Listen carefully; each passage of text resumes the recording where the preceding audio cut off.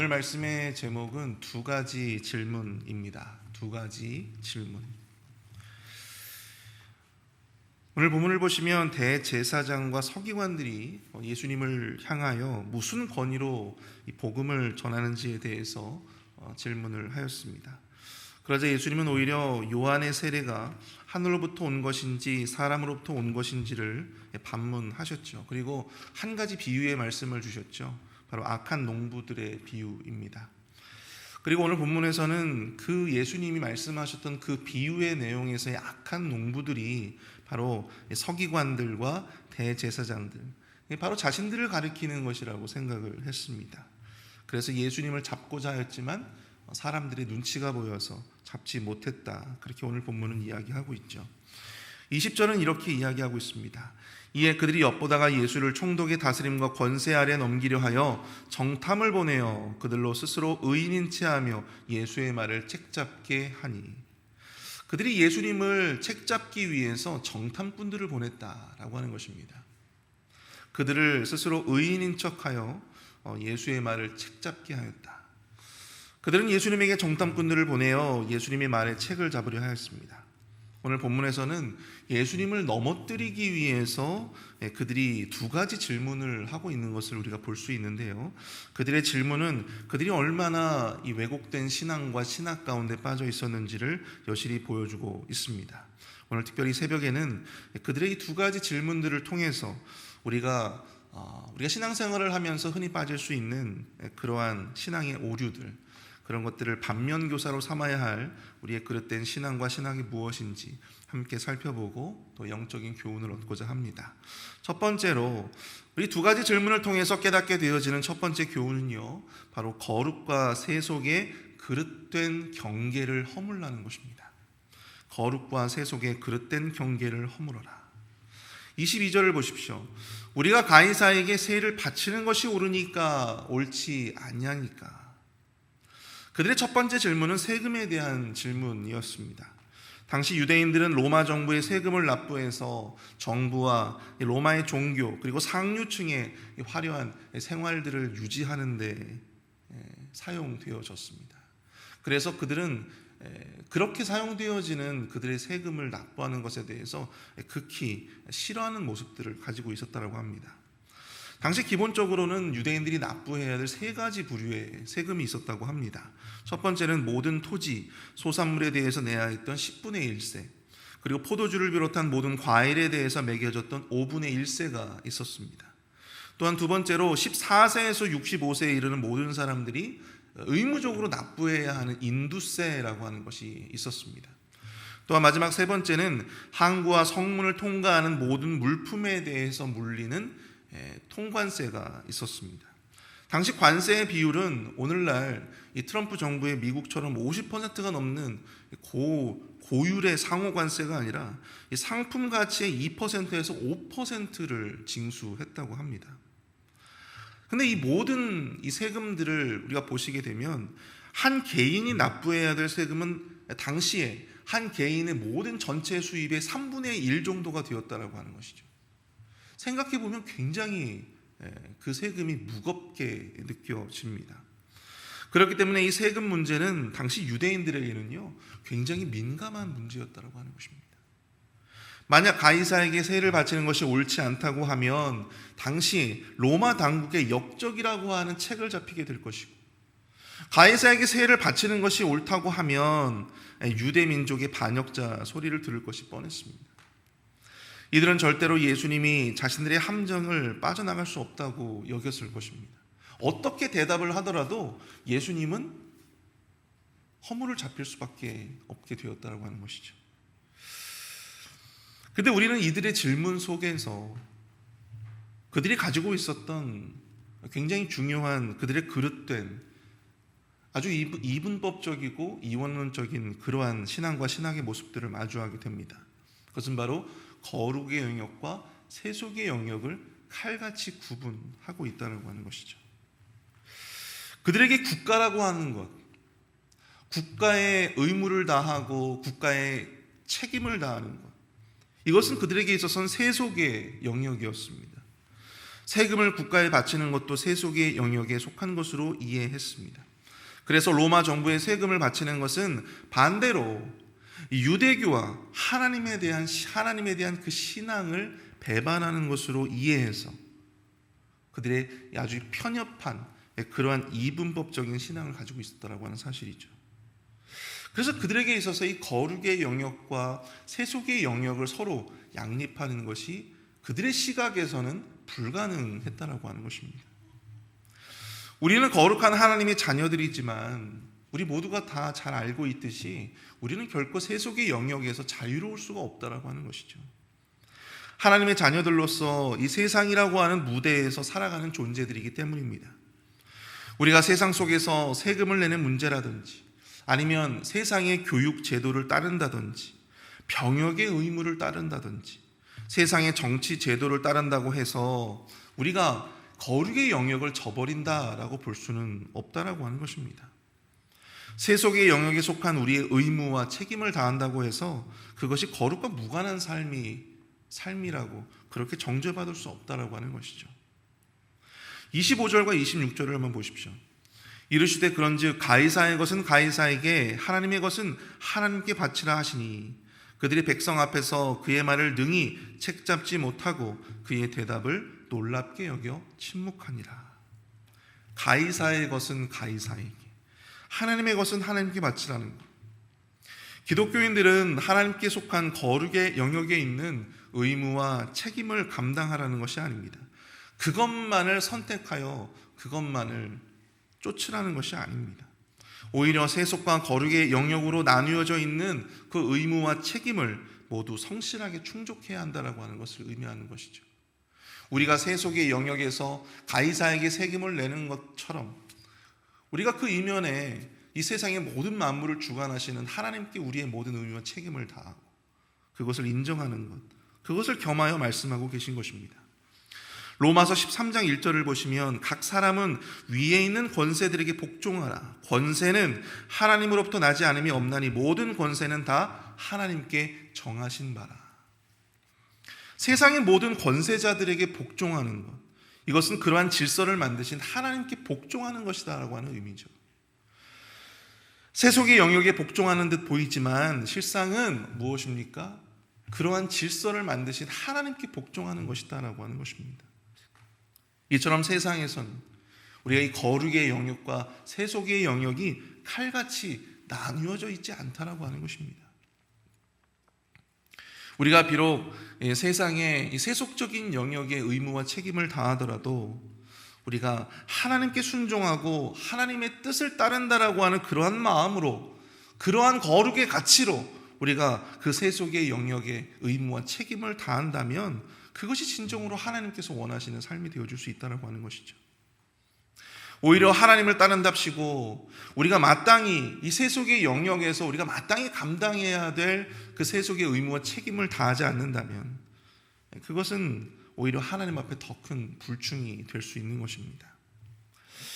여러분들 혹시 핵소고지라고 하는 영화를 보신 적이 있으십니까? 전쟁 영화인데요. 당시 태평양 전쟁 당시에 이 오키나와 전투에서 맹활약을 해서 명예훈장을 받았던 이 데스몬드 도스라고 하는 실제 인물을 영화화한 것입니다. 그런데 이 사람이 제7일 안식교도였어요. 여러분들 아시겠지만 제7일 안식교도는요, 당시에 유대교와 좀 약간 비슷한 교리를 가지고 있습니다. 그래서 그들은 지금도 토요일날 안식일이라고 정해서 토요일날 예배를 드리죠. 그는 군인이었음에도 불구하고 집총을 거부했습니다. 총을 들기를 거부했어요. 총을 들고 이 살상을 하는 것에 대한 어떤 그런 거부감을 가지고 있었습니다. 총을 들고 사람들을 죽이는 것이 결코 거룩하지 못하다라고 하는 이유 때문이었습니다. 지금도 여호와의 증인이나 제7일 안식교도들의 경우에는 자신들의 신앙 때문에 그 신앙을 이유로 병역의 의무를 지지 않고 오히려 감옥에 가는 그러한 사람들도 많이 있죠. 그러나 이 사람은 비록 총을 들고 전쟁을 치를 수는 없었지만 의무병으로서 당시 오키나와 전투에 참전해서 정말 수많은 그러한 군인들을 살리는 데 큰 공을 세웠다라고 하는 것입니다. 거룩과 세속의 영역이 단절되는 것이 아니라 오히려 이 전쟁이라고 하는 어떤 세속의 영역에 군인으로서의 의무와 책임을 거룩의 마음으로 또한 그것을 감당했던 한 예를 우리가 살펴볼 수가 있다라고 볼 수 있죠. 여러분, 세상에는 성직이 따로 있는 것이 아닙니다. 거룩한 마음으로 주어진 모든 세속의 일들을 감당하는 것, 그것이 진정한 성직인 것입니다. 거룩한 마음으로 주어진 납세의 의무를 정확하게 지키고자 하는 것, 거룩의 마음으로 군역의 의무를 성실하게 감당하는 것, 또 거룩의 마음으로 자신이 속한 세속에서의 모든 일들을 충실히 성실하게 책임감 있게 감당하고자 하는 것, 이것이 바로 참으로 거룩한 삶이고 또한 성직인 것입니다. 아무쪼록 거룩과 세속을 우리의 그릇된 기준으로 나누어서 칼과 같이 그렇게 나누어서 뭐 아니면 도라고 하는 신앙으로 그렇게 살아가는 것이 아니라 거룩으로 세상을 포용할 수 있는, 거룩과 세속의 영역을 포용할 수 있는 그 책임을 다하며 살아가는 우리 모두가 될 수 있기를 축복합니다. 세속의 영역을 살며 세속적인 생각과 가치관으로 살아가는 존재가 아니라 믿음을 가지고 하나님의 자녀로서 거룩한 생각과 가치관으로 세속의 영역에 주어진 우리의 책임을 온전히 다할 수 있는 저와 여러분들이 되실 수 있기를 축복합니다. 두 번째로 우리 두 가지 질문을 통해서 깨닫게 되어지는 이 두 번째 교훈은요, 바로 현실의 눈을 가지고 하나님의 일을, 영의 일을 바라보지 말아야 한다고 하는 것입니다. 33절을 보십시오. 일곱이 다 그를 아내로 취하였으니 부할 때 그 중에 누구의 아내가 되리이까? 예수님을 책잡고자 하던 자들, 특별히 사두개인들의 그러한 또한 질문이 이어집니다. 근데 이 사두개인들은요, 당시 제사장 집단들이었습니다. 사두개인들은 특별히 부활을 믿지 않았다고 합니다. 그들에게 그래서 이 부활이라고 하는 어떤 그런 신학의 맹점을 예수님께 어필하기 위해서 아주 매우 우스꽝스럽고 극단적인 어떤 비유를 들어서 예수님께 질문을 하고 있어요.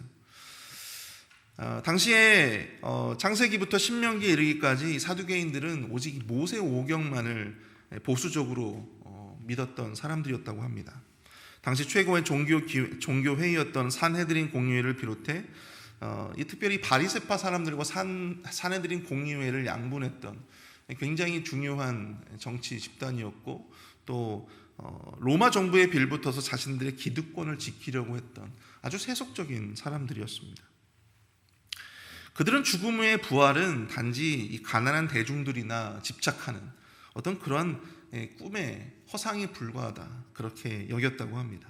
그래서 그들은 그것을 믿지 않았어요. 죽은 사람이 부활한다고 하는 것을 믿지 않았다는 것이죠.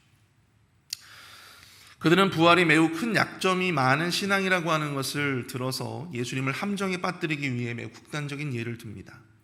당시 여러분들 이 구약에서는요, 특별히 계대혼이라고 해서 형사 취수제라고 하기도 하고요, 계대혼이라고 하기도 하는데요, 형제가 후사 없이 갑작스럽게 죽게 되면 그 미망인을 보호하고 또 가문의 토지를 기업을 상속하게 하기 위해서 그 형제들이 이 형수를 이렇게 취할 수 있는 그러한 법적인 제도가 있었다라고 하는 것입니다. 사두개인들은 부활을 믿는 신앙의 불합리함을 설명하기 위해서 7 형제와 결혼했던 아내 이야기를 이야기합니다. 과연 이렇게 한 형제 모두와 결혼한 아내는 죽어서 만약에 부활한다면 누구의 아내가 될 것이냐? 첫째의 아내가 될 것이냐? 둘째의 아내가 될 것이냐? 아니면 막내의 아내가 될 것이냐? 여기서 우리는 이들이 한 질문을 통해서 그들이 가지고 있었던 그릇된 신앙의 한 가지를 보게 됩니다. 지극히 현실적인 자신들의 눈을 통해 하나님의 일을, 또 영의 일을 판단하고자 했다라고 하는 것이죠. 부활 이후의 삶이 그들이 생각했던 현세적인 삶의 연장선이라고 그들이 생각했다라고 하는 것입니다. 죽음 이후의 내세와 부활의 삶은 현세와는 전혀 차원이 다른 그러한 삶이 전개되어짐을 성경은 말씀하고 있습니다. 35절과 36절을 보십시오. 저 세상과 및 죽은 자 가운데서 부활함을 얻기에 합당히 여김을 받은 자들은 장가가고 시집가는 일이 없으며 그들은 다시 죽을 수도 없나니 이는 천사와 동등이요 부활의 자녀로서 하나님의 자녀입니다. 여러분, 우리가 살고 있는 이 현세에는요, 현실의 삶에서는 다양한 관계가 존재하지 않습니까? 우리는 누군가의 자녀가 되기도 하고, 또한 누군가의 남편이 되기도 하고, 누군가의 아내가 되기도 합니다. 그러나 여러분, 부활의 삶은 다르다는 거예요. 우리가 죽음 이후에 겪게 되는 그 부활의 삶은 전혀 차원이 다릅니다. 부활의 삶에서는요, 다른 관계가 아무런 의미가 없어요. 다른 관계가 필요치 않습니다. 단지 부활의 자녀로서, 하나님의 자녀로서의 지위, 그 관계만이 존재한다라고 하는 사실입니다. 아무리 현세에서 우리가 부부로, 또 부모와 자녀로, 하나님의 친구로 만나 살았다 할지라도 이 부활 이후의 삶에서는 단지 동등한 하나님의 자녀로서의 지위만을 갖게 된다고 하는 것입니다. 부활 이후의 삶은 여러분들, 우리가 생각하는 이 현실적인 삶의 단순한 연장선이 아니다라고 하는 거예요. 우리가 단지 이 현실적인 시각을 가지고 하나님의 일을, 영의 일을 함부로 판단할 수 없다라고 하는 것입니다. 우리가 누리게 될 부활 이후의 삶에 대해서 여러분들은 과연 어떠한 그림을 가지고 계십니까? 여러분들이 만약에 죽음 이후에 부활을 하시게 된다면 여러분들, 우리의 부활 이후의 삶은 과연 어떠한 삶이 펼쳐지게 될까요? 평생을 가난에 허덕이며 살았던 사람들은요, 내세와 이 부활 이후의 삶은 풍요로울 것이다, 그렇게 상상하고 또 그러한 삶을 그릴 것입니다. 또 평생을 질병에 고통받던 사람들은 내세에 건장한 부활의 몸을 그릴 것입니다. 평생을 외로움과 고독에 시달리던 사람은 내세와 부활 이후의 삶을 통해서 모든 사람들이 인정을 받으며 행복하게 사는 삶을 그릴지도 모릅니다.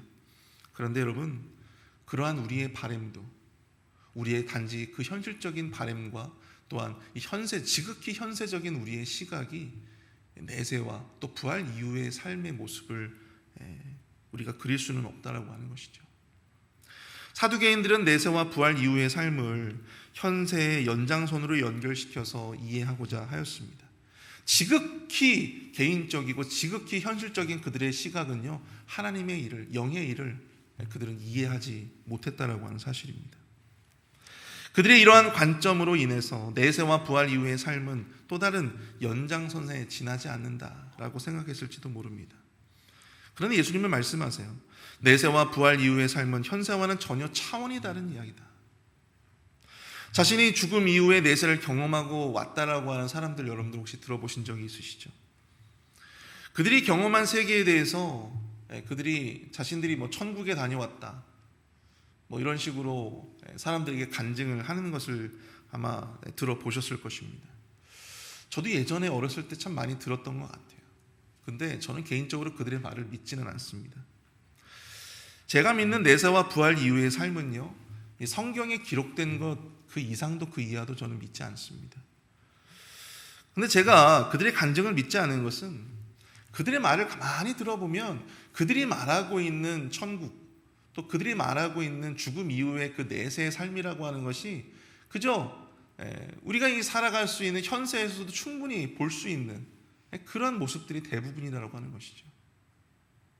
내가 천국에 가보니까 바닥에는 아스팔트가 아니라 금으로 쫙 펼쳐져 있고 모든 집들이 보석으로 지어져 있고 이런 식의 굉장히 물질적인 어떤 그러한 간증들을 하고 있음을 보게 됩니다. 굳이 천국에 가지 않더라도 이 지극히 현실적인 우리의 현세의 삶에서도 충분히 볼 수 있는 아주 지극히 현실적인 시각으로 하나님의 일을, 영의 일을, 또 내세의 일을, 부활 이후의 삶을 극단적으로 판단하고 또 그것을 그리며 살아가는 사람들의 모습, 저는 그다지 그렇게 신뢰감 있게 들려지지가 않았습니다. 사랑하는 성도 여러분, 믿는 자들에게 죽음이라고 하는 것은 끝이 아니죠. 죽음 이후에 우리에게는 내세와 부활이 기다리고 있습니다. 내세와 부활의 삶이 어떨지에 대해서 성경은요, 우리가 생각하는 것만큼 그렇게 많은 정보를 우리에게 주지는 않습니다. 그래서 우리는 그러한 삶을 그릴 때 현세의 삶을 통해서 우리가 그 내세와 또한 부활 이후의 우리의 삶을 추측하고 또한 그릴 때가 참 많이 있죠. 그러나 여러분, 우리가 지금의 삶에서 중요하게 여겨지는 그 모든 관계, 그 모든 물질들, 또한 우리의 가지고 있는 이 육체, 이 모든 것들이 내세와 부활의 삶에서는요, 그렇게 큰 의미를 가지지 않습니다. 하나님의 자녀라는 것 이외에 우리에게 그 어떠한 중요한 의미도, 중요한 관계도 부활 이후의 삶에서는 존재하지 않는다라고 하는 것이죠. 지금까지 우리가 연연해 왔던, 우리가 현실의 세계에서 연연해 왔던 그 모든 것들이, 그 모든 가치들이 부활 이후에 우리의 삶에서는 그렇게 큰 중요한 의미를 가지지 못한다라고 하는 것입니다. 우리가 생각했던 것과는 전혀 차원이 다른 그런 삶이 우리 부활 이후의 삶 이후에 펼쳐지게 될 것이다라고 하는 것이죠. 그래서 그것이 우리에게 소망이 되는 것 아니겠습니까? 우리가 현실의 삶에서 도무지 상상할 수 없었던, 생각할 수 없었던 그러한 우리의 관계와 지위와 우리의 삶이 내세 이후에, 부활의 삶 이후에 온전히 펼쳐지게 될 것이다라고 하는 것. 말씀을 정리합니다. 오늘은 우리가 이 서기관들과 이 사두개인들의 두 질문을 통해서 우리가 빠질 수 있었던 신앙과 신앙의 두 가지 오류들에 대해서 살펴보았어요. 거룩과 세속을 칼같이 나누고 이분법적으로 이해하고자 할 때 우리는 진정한 삶의 예배로 나아갈 수 없습니다. 우리가 세속의 영역을 살아가고자 할 때 거룩한 가치로, 거룩한 마음으로 세상을 살아가고 하는 그 삶의 예배로 우리가 나아갈 수 없다는 것입니다. 비록 세속의 영역에 속한 우리의 삶이라 할지라도 하나님의 자녀로서 거룩한 가치관으로 살아내는 것, 진정한 그것이 하나님의 뜻임을 깨닫는 저와 여러분들이 되실 수 있기를 축복합니다. 또 한 가지 우리가 맞이하게 될 죽음 이후의 내세와 부활의 삶은요, 현세의 또 다른 확장판이 아니다라고 하는 것입니다. 현세에서 우리가 아쉽고 부족했던 것을 보상받는 곳이 천국이 아닙니다. 천국은 현세와는 차원이 다른, 전혀 다른 관계, 전혀 다른 지위가 보장되는 곳입니다. 그렇기에 믿는 이들에게 부활이 온전한 소망이 될 수가 있는 것이죠. 오늘 이 시간 함께 우리가 기도할 때 세상에서 우리가 마주하게 되는 여러 일들 속에서 이 세속의 가치관으로 일관하지 않게 하여 주시고, 믿음의 눈을 들어 세상을 바라보고 우리의 책임을 다할 수 있는 우리 모두가 될 수 있도록 인도하여 주옵소서. 또한 지금 우리의 삶에서 겪는 수많은 시험과 아픔이 있지만 그것이 끝이 아니라 죽음 이후에 내세와 부활의 삶을 소망에 두고 오늘의 삶을 살아갈 수 있는 믿음을 달라고 이 시간 함께 기도할 수 있길 바랍니다. 함께 기도하겠습니다.